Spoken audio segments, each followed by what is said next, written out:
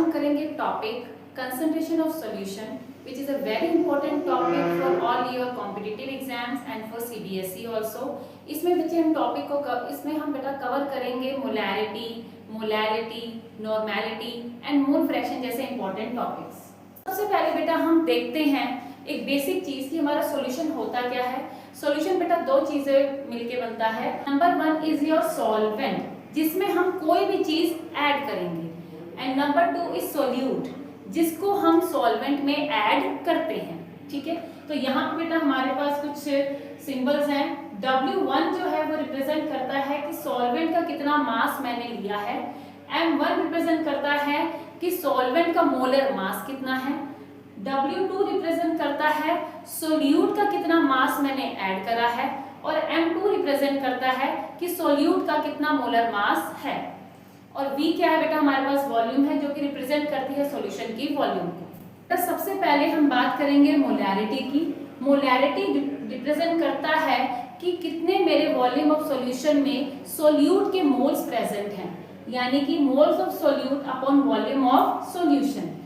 अगर इसको फॉर्मूले के टर्म में लिखें तो molarity which is capital M is equals to solute के मोल्स हम कैसे निकालेंगे बेटा, given mass of solute upon molar mass of solute, यानी कि W2 upon M2 into 1 upon volume of solution. अभी ये लीटर में है, अगर हम इसे ml में करेंगे तो हम क्या करेंगे, इसको 1000 से मल्टीप्लाई कर देंगे। बेटा मोलैरिटी की यूनिट्स होती हैं हमारी मोल पर लीटर, और ये वॉल्यूम पे डिपेंड करती है, इसलिए टेम्परेचर के साथ साथ ये वेरी होगी। नेक्स्ट बेटा हमारे पास आती है मोलैलिटी। मोलैलिटी रिप्रेजेंट करती है कि मेरे गिवन मास ऑफ सॉल्वेंट में सोल्यूट के कितने मोल्स प्रेजेंट हैं। तो बेटा छोटा m से हम रिप्रेजेंट करते हैं मोलैलिटी को, जो कि क्या रिप्रेजेंट कर रही है, moles of solute upon mass of solvent. फॉर्मूले के टर्म में लिखेंगे सेम वही, मोल्स ऑफ सोल्यूट को W2 upon M2 into 1 upon W1। W1 is your given mass of solvent. अभी हमने इसको केजी में लिया है, यही अगर हम ग्राम में लेते हैं तो इसको मल्टीप्लाई कर देंगे हम 1000 से। बेटा मोलैलिटी की यूनिट्स होती है मोल पर केजी, और ये टेम्परेचर के साथ वेरी नहीं करती है क्योंकि इसमें वॉल्यूम का कोई रोल नहीं है। हमारा कंपैरिजन है मोलैरिटी और मोलैलिटी का, जो भी हमने पहले किया है वही सेम पॉइंट्स मैंने यहाँ पे लिखे हैं, आप इनसे रिवाइज कर सकते हैं। देखते हैं बेटा नॉर्मेलिटी के लिए। नॉर्मेलिटी होता है कि मेरे सोल्यूट के कितने ग्राम इक्विवेलेंट्स प्रेजेंट हैं एक गिवन वॉल्यूम ऑफ सॉल्यूशन में। ग्राम इक्विवेलेंट्स हम कैसे निकालते हैं, मेरे सोल्यूट का गिवन मास अपॉन उसका इक्विवेलेंट मास। तो नॉर्मेलिटी का फॉर्मूला क्या बन जाएगा, W2 upon equivalent mass solute का इनटू वॉल्यूम इन लीटर, और 1000 में होगा तो हम उसे ml से मल्टीप्लाई कर देंगे। अब एक बारी हम इक्विवेलेंट मास कैसे निकालते हैं इसको देखते हैं।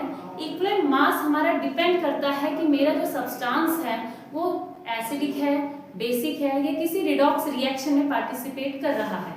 अगर बेटा मेरा सब्सटेंस एसिडिक है तो उसका इक्विवेलेंट मास होता है उसका molar mass divided by basicity. Basicity is nothing but कि कितने उसमें हाइड्रोजन एटम्स प्रेजेंट हैं। जैसे कि अगर हम H2SO4 को देखें बेटा, तो इसका इक्विवेलेंट मास होगा उसका मोलर मास, ये इसका मोलर मास है, डिवाइडेड बाय उसमें कितने हाइड्रोजन के एटम्स प्रेजेंट हैं। सेम बेटा बेस के लिए उसका मोलर मास डिवाइडेड बाय उसमें कितने OH प्रेजेंट हैं। और रिडॉक्स रिएक्शंस होती हैं बेटा जिसमें ऑक्सीडेशन और रिडक्शन रिएक्शन साथ ही साथ हो रही हैं। इसमें हम कैसे निकालते हैं, किसी भी सब्सटेंस का मोलर मास डिवाइडेड बाय उसमें कितने इलेक्ट्रॉन्स का ट्रांसफर हो रहा है। यहाँ पे +2 से +3 ऑक्सीडेशन स्टेट जा रही है, यानी कि सिर्फ एक इलेक्ट्रॉन का ट्रांसफर हो रहा है, तो यहाँ पे वैल्यू कितनी आ जाएगी हमारी 1। अब बेटा यहाँ पर एक और छोटी सी बात है कि हमारा नॉर्मेलिटी और मोलैरिटी भी आपस में रिलेटेड होते हैं। कैसे रिलेटेड होते हैं, नॉर्मेलिटी जो होता है वो it is equals to molarity into n। अब यहाँ पे n क्या है, n बेटा यही नंबर है, this is our n factor, इसे हम n फैक्टर भी बोलते हैं। कि अगर मैं इस नंबर को अपनी मोलैरिटी से मल्टीप्लाई कर दूं तो मेरे पास किसी भी सब्सटेंस की क्या आ जाएगी, नॉर्मेलिटी आ जाएगी। नॉर्मेलिटी की यूनिट्स हैं हमारे पास ग्राम इक्विवेलेंट्स पर लीटर, और ये रिएक्शन के साथ और टेम्परेचर के साथ साथ चेंज होती है। रिएक्शन के साथ कैसे चेंज हो रही है, it is in the case of redox reactions. Last बेटा हम मूव करते हैं मोल फ्रैक्शन के ऊपर। अब ये फ्रैक्शन है, फ्रैक्शन का मतलब क्या होता है कि मेरे सोल्यूट के कितने मोल्स हैं divided by total number of moles में से। मोल्स को बेटा हम रिप्रेजेंट करते हैं n से, तो मोल्स ऑफ सोल्यूट के लिए n2 upon total number of moles, और अगर हम मोल्स ऑफ सोल्यूट निकालना चाहें तो हम क्या लिखेंगे उसको W2 अपॉन M2, N1 को W1 upon M1 plus W2 upon M2। Next बेटा हम देखते हैं मोल फ्रैक्शन की कोई यूनिट्स नहीं होती है, और सबसे इंपॉर्टेंट बात, अगर हम बेटा x1 यानी कि मोल फ्रैक्शन ऑफ सोल्यूट और मोल फ्रैक्शन ऑफ सॉल्वेंट को प्लस करें तो उसका सम हमेशा कितना होता है 1।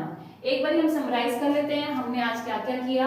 हमने देखा बेटा मोलैरिटी के बारे में, नॉर्मैलिटी और मोल फ्रैक्शन के बारे में। मोलैरिटी का फॉर्मूला होता है W2 upon M2 into 1000 upon volume.